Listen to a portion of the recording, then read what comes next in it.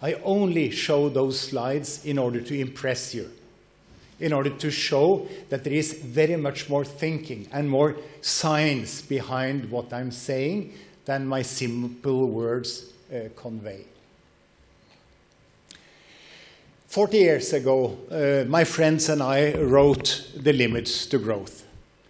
This is a small book which contains 12 scenarios for the world future from 1970 to the year 2100.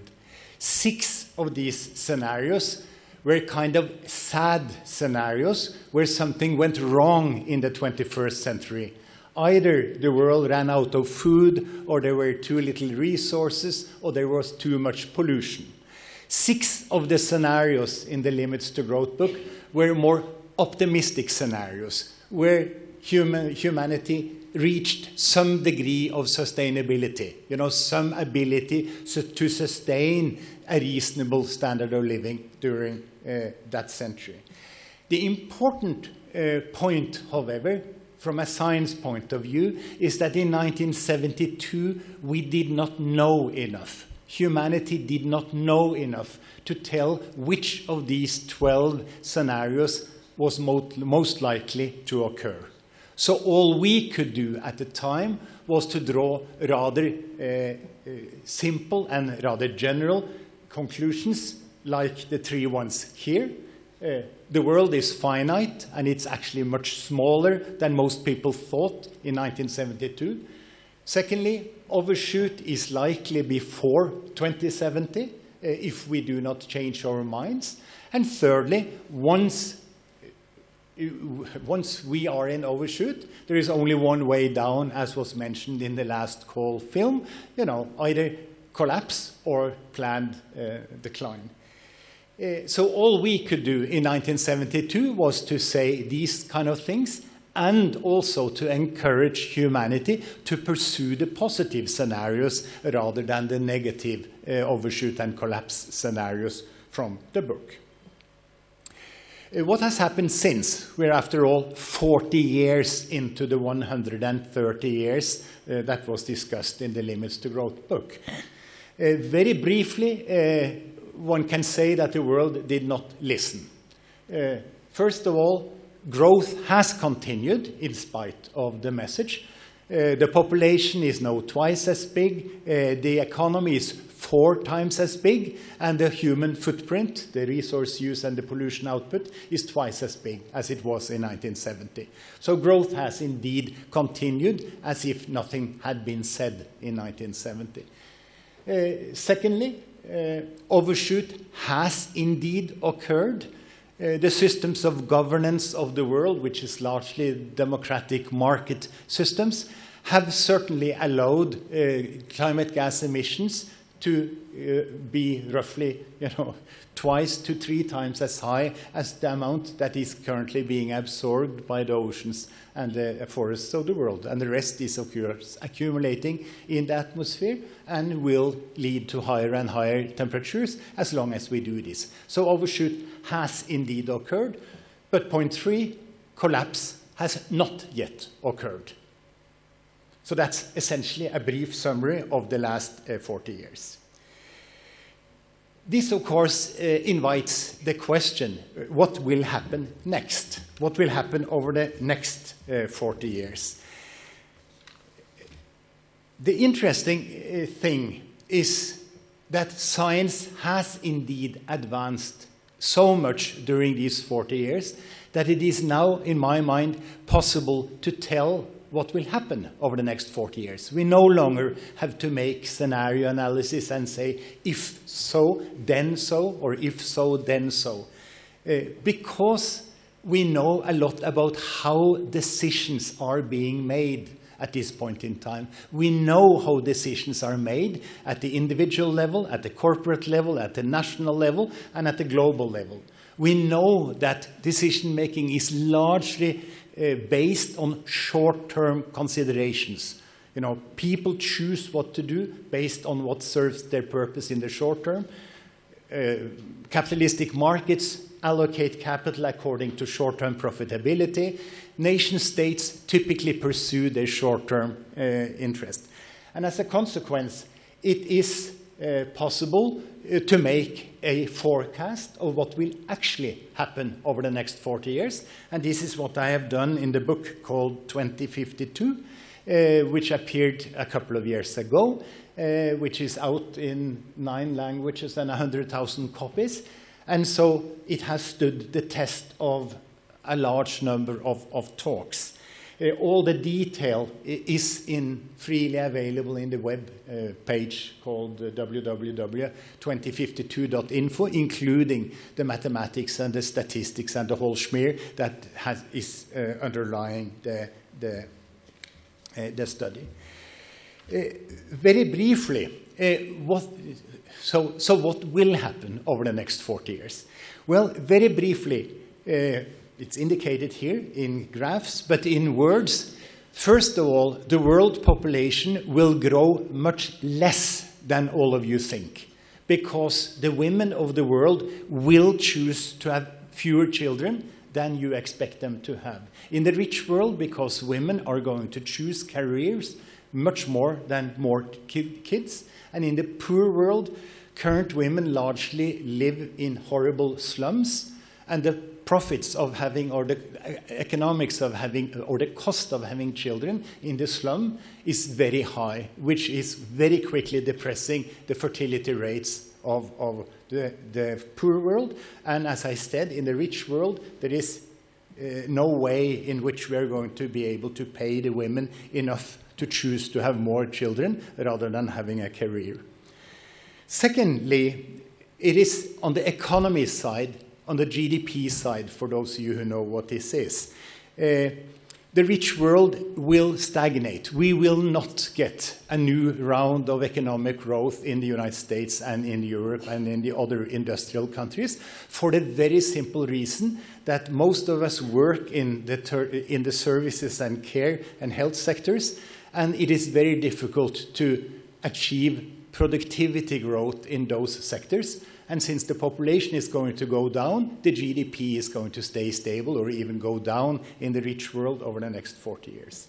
The third main point is that China and some of the authoritarian regimes on the surface of the earth are going to succeed in dramatically lifting the production output of their economies. So the total world economy is going to continue to grow. But this is not because of the rich world. It is because of China, Vietnam, a number of the authoritarian regimes in the East.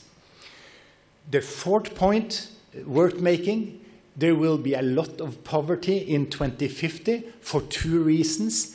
In the rich world, because of inequity, we are going to get 2-class societies, particularly in the United States, but also in Europe, where a small elite, my friends and I, live in gated cities, and the majority basically lives outside, with slowly declining purchasing power. You see the situation in Greece as a leading thing. In the poor world, there will also be a lot of poverty because one, in most cases, will not be capable of accelerating the economic development that we have been trying to pursue over the last 40 years. There is no reason that we're going to succeed very much more over the next 40 years than we did over the last 40 years, because nothing is different, it's the same.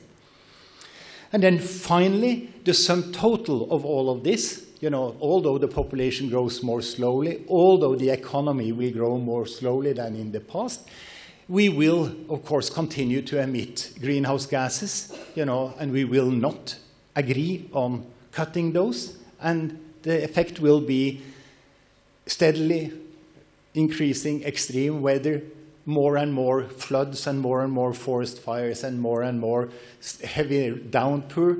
And in the end, plus 2 degrees centigrade in 2050 and 3 degrees in 2080, which is fairly bad. This was very compact. What is the picture that you will automatically see if you look into the world future?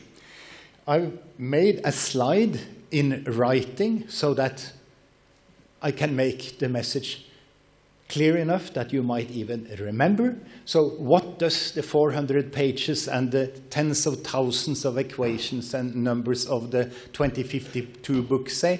It says the following, that the world population and economy will grow more slowly towards 2052 than most people expect, but still grow fast enough to trigger a climate crisis. Consumption will stagnate because society will have to spend ever more capital and labor on repair and adaptation. The Dutch will have to spend labor and capital on increasing the height of the dikes, you know, when the oceans rise. This is not a question of whether you are able to tax the people sufficiently, you know, to pay for their work. You will have to do this. And thirdly, the short-term nature of man, reflected in the short-term focus of democracy and capitalism, is the root cause of this development. And since I and everyone else do not think we are going to scrap democracy nor markets, you know, we are stuck in a short-term trap. This is particularly sad, because it would have been so simple, it actually is so simple to solve the climate problem. All it takes to solve the climate problem is to shift of the order of 2% of all the labor and capital of the world from dirty activity to clean activity. It basically means to take those people that currently build gas-powered utilities or coal-fired utilities and put them to build windmills and solar panels. It means taking those people that currently build fossil cars and make electric cars. It is those people that currently build big buildings with thin, badly insulated walls to force them to build slightly smaller buildings with thicker walls, better insulated, etc., etc. It is a tiny shift, 2%. If we decided to do this, it is the same as postponing consumption development by of the order of a year. So it means that if we chose to solve the problem, which we will not, but if we chose to solve the problem, we will be as rich in December 2024 as we will now be in March or February in 2024. But although it's cheap, it's more expensive than doing nothing, and consequently, the market chooses not to pursue this, and of course, democratic society also votes against higher taxes or higher energy prices or whatever is needed in order to solve the problem. Normally, I end my talk at this point in time, but I've learned from experience that audiences are curious about what should be done, what can be done. You are, of course, wasting your time asking for this because it won't be done. But I'll still tell you, what should be done.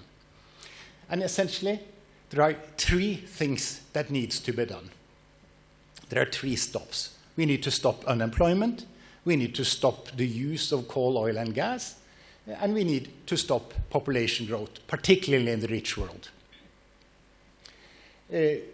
Stopping unemployment is very simple in principle, very difficult in practice. It is to take from the rich and give to the poor.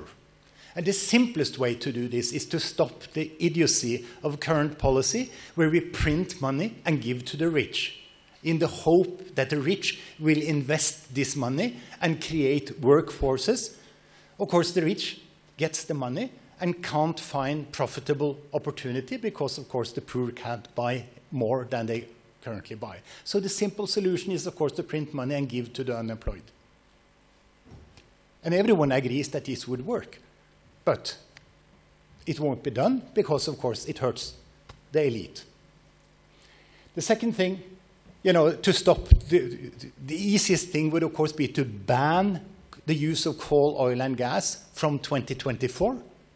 Say that we have a 10-year adjustment period. We already have all the technologies available in order to produce all the energy we need with non-fossil sources. This, of course, won't happen again because the short-term effect of this is more expensive gasoline and more expensive cars, etc.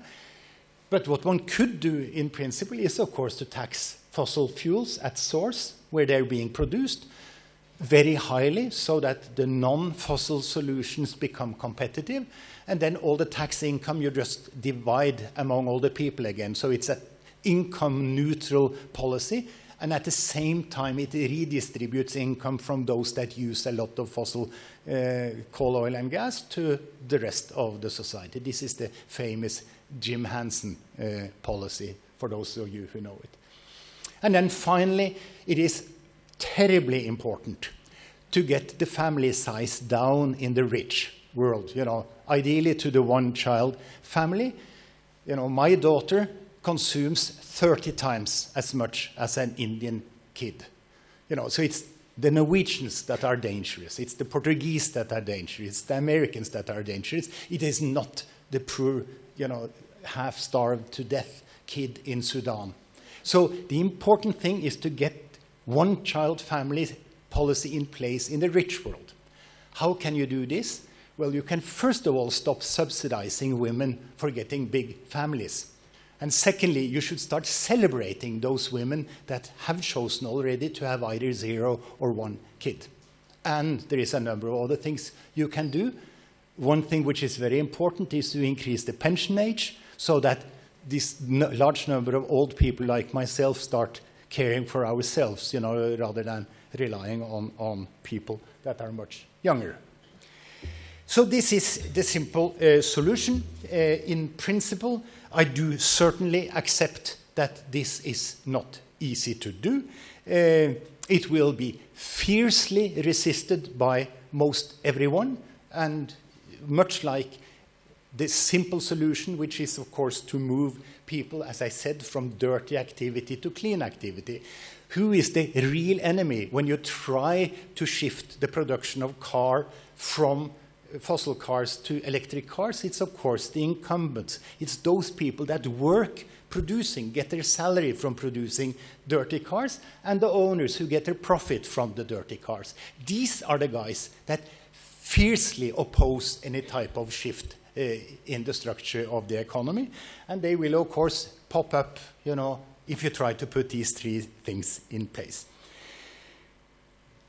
So it will be difficult. There will be enemies all along, but there is no other way. You know, we need, this is doable in principle, and it should be done, and you and I and everyone else of the good force should do what is possible to make this happen so that we create a slightly better world for our children and grandchildren 30 to 60 years down the line.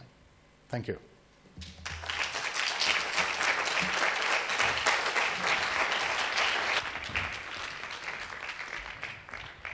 Thank you, Jørgen, for raising all these important questions that we should all reflect on and act on. And now we'll be exploring this and more questions with a panel discussion. And for that, I call José Vitor Malheiros and all the panel members to come on stage. Thank you.